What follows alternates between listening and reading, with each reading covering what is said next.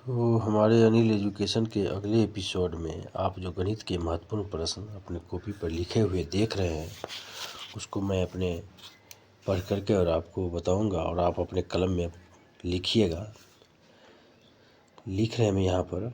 पहला प्रश्न मैं बता चुका हूँ पिछले वीडियो में, अब देख लीजिएगा। दूसरा प्रश्न मैं बता रहा हूँ। लिखा हुआ है, श्याम अपनी आमदनी का 45% राशन पर, 15% कपड़ा पर और 20% अन्य सामग्री पर खर्च करता है। मतलब श्याम नाम का एक व्यक्ति है, अपनी आमदनी का 45%, मतलब 100 के रेंज पर दिखा रहा है। वो 45% राशन के सामान लिया है, 15% कपड़ा खरीदा है और 20% अन्य सामग्री, अन्य चीज़ घर में घरेलू खर्च किया है। यदि उसके पास 75 रुपये बच जाते हैं, मतलब खर्च करने के बाद 75 रुपया बच जाते हैं, प्रतिशत नहीं, यहाँ 75 रुपया बच रहा है, तो उसकी आमदनी ज्ञात करें। उसकी आमदनी निकालना है। देखिए यहाँ पर खर्च जो है जो प्रतिशत में दिखा रहा है, तो कुल खर्च हम पहले देखिए, माना कि श्याम किया है 100 रुपया है, प्रतिशत दिखा रहे थे 100 मान लिए हैं। अब कुल खर्च लिखे हैं 45 प्लस 15 प्लस 20, मतलब 45% ये आमदनी और 15% कपड़ा वाला और 20% अन्य सामग्री वाला, सभी खर्च को एक जगह जोड़ा गया है तो 80% हुआ।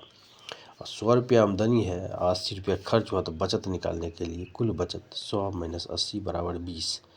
इस चीज़ को आप समझ गए होइएगा। तो 100 रुपया में 20 का बचत है, तो आप देखिए श्याम की आमदनी x रुपया मान लिया गया है, आमदनी नहीं जान रहे हैं हम। तो प्रश्न में कह रहा है जितना बचा ना वो 20% है, तो x का 20% बराबर 75 रुपया। देखिए 75 रुपया बचाया है, इसमें दिया हुआ है 75 रुपया उसके पास है, तो x का 20% बराबर 75, इसलिए x। अब इसको जो है ना 20 पचे 100 होता है, तो यहाँ 5 कट गया, तो x/5 बराबर 75।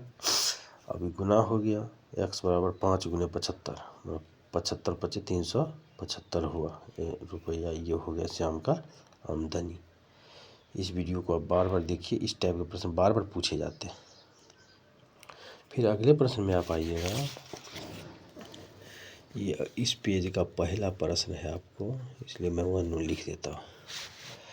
इसमें दे रहा है, कुणाल अपनी आय का 20% पढ़ाई पर, 30% यातायात पर और 15% अन्य मदों पर खर्च करता है।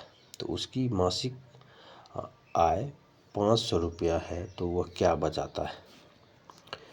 तो कुणाल नाम का एक लड़का है, लिखा है कुणाल अपनी आय का 20% पढ़ाई पर खर्च करता है, 30% यातायात पर खर्च करता है और 25% अन्य मदों पर खर्च करता है।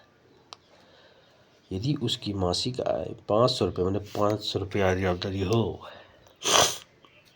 तो वो क्या बचाता है। तो लिख रहे हैं यहाँ पर, कुणाल का कुल खर्च को भी हम लिखिएगा।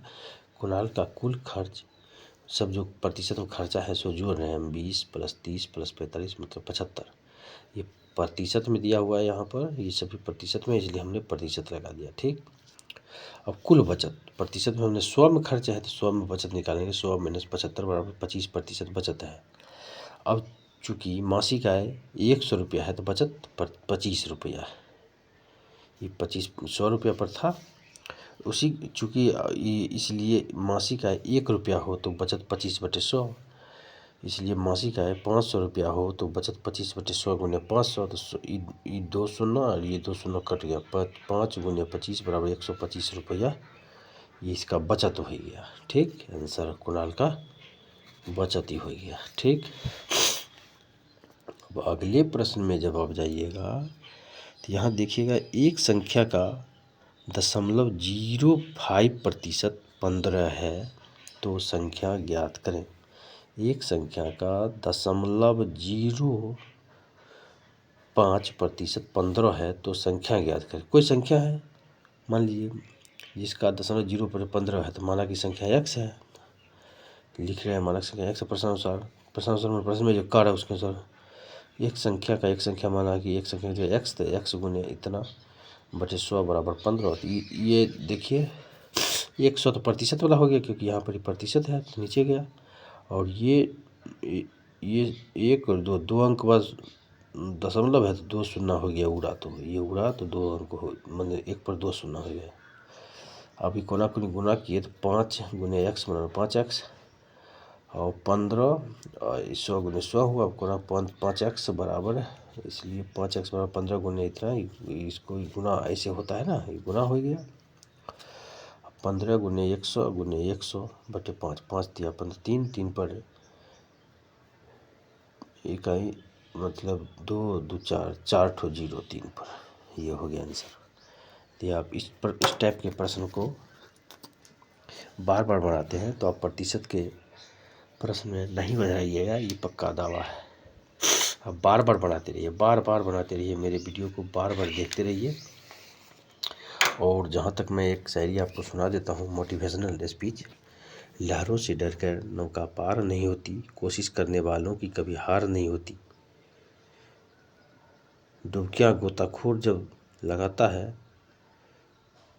बार बार समुद्र में जब गोताखोर जाता है तो खाली हाथ लौट आता है, लेकिन बार बार जब करते करते वो अभ्यास करते करते जब अभ्यास की सीमा को पार करने लगता है, उसके मन में लगता है कि क्यों नहीं हो रहा है, फिर उन्होंने मेहनत करता है तो कहीं ना कहीं हीरे मिलते हैं समुद्र में, बार बार यदि डुबकी लगाते हैं। तो उसी प्रकार मेरे कहने का मतलब है कि यदि आप बार बार अपने वीडियो को देख रहे हैं, बार बार मतलब कोशिश कर रहे हैं गणित को पढ़ने के लिए, समझ रहे हैं, बार बार देख रहे हैं, तो आपको कहीं ना कहीं सफलता मिलेगी।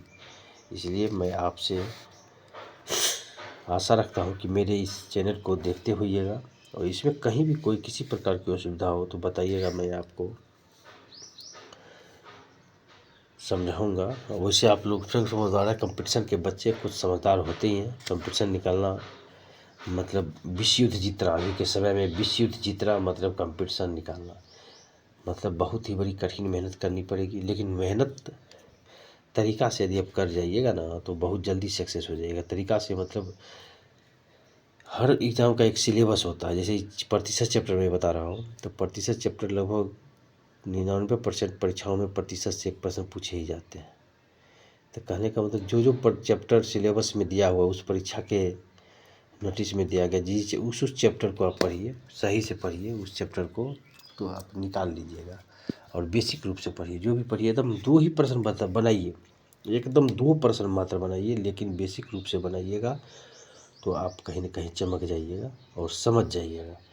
और इतना ही नहीं, आप हर सब्जेक्ट को पढ़िए, गणित को पढ़ ही रहे हैं, उसके बाद जीके बनाइए, जीके का टेस्ट दीजिए, जो जो गलत हो रहा है उसके ज़्यादा से ज़्यादा विवरण देखिए, तब आपको कहीं ना कहीं अपने आप में एक चमक आएगी, अपने आप में एक निखार आएगी, तब आपको विद्या में बढ़ोतरी होगी और सक्सेस होइएगा। इसी वाणी के साथ मैं अपने आज के क्लास को ख़त्म कर रहा हूँ। अब आप बने रहिएगा अगले वीडियो में।